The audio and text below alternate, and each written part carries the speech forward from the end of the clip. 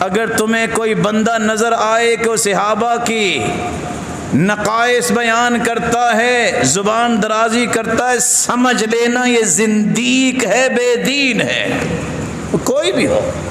اور میں یہاں تنبیہ کروں گا آپ ساتھیوں سے، شوق تو آپ کے بھی اب پٹھے ہو چکے ہیں نا، میں اس لیے پنجابی بول رہا ہوں کہ تم نے پنجابی کے یہ واعظین کو سن کے صحابہ کی عظمت کو مٹانے کے لیے ایسے ایسے الفاظ سن لیتے ہیں، غیرت نہیں آتی کہ کس صحابی کے بارے میں یہ کیا بول رہا ہے۔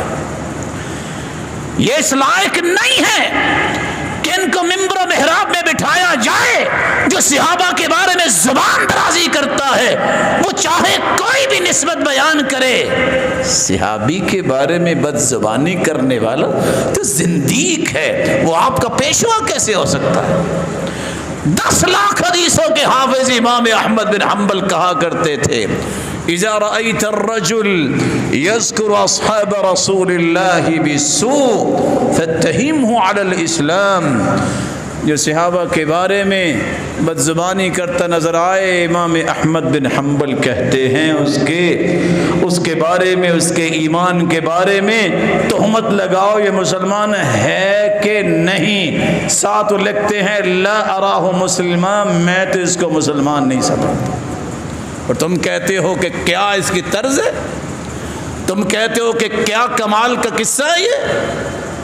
آپ کو بھی اللہ کا خوف کھانا چاہیے، اس جگہ پہ بیٹھنے والوں کو خراب کرنے میں آپ کا بھی بڑا حصہ ہے، جب آپ یہ دیکھتے ہی نہیں ہیں کہ بھلا اللہ کے بارے میں، رسول کے بارے میں، قرآن کے بارے میں، صحابہ کے بارے میں، اسلام کے بارے میں جو زبان کھولتا ہے وہ اس لائق ہی نہیں ہے کہ ممبر پہ اسے بٹھایا جائے۔ فوراً اٹھو، کہو اس مسجد میں نظر نہ آؤ، جس کے دل میں صحابہ کی عزت نہیں وہ ہمارے نزدیک باعزت نہیں ہے۔ اس کے بارے میں اللہ نے قرآن میں فیصلے دے دیے اور تم بڑی خدمتیں کرتے ہو اور کہتے ہو کہ لاؤ بھی ان کو، کہ یہ بڑا خوبصورت بولتا ہے۔ خوبصورت وہ بولتا ہے جو قرآن و حدیث کے مطابق بولتا ہے، جو اللہ کے احترام کی بات کرتا ہے، نبی کے احترام کی بات کرتا ہے، قرآن کے احترام کی بات کرتا ہے، اور اس قرآن کو امت تک پہنچانے والے صحابہ کے احترام کی بات کرتا ہے، اسلام کے احترام کی بات کرتا ہے۔ یہی ہماری عزت ہے، اسلام کے علاوہ ہمارا مقام اور ہماری قیمت کیا ہے؟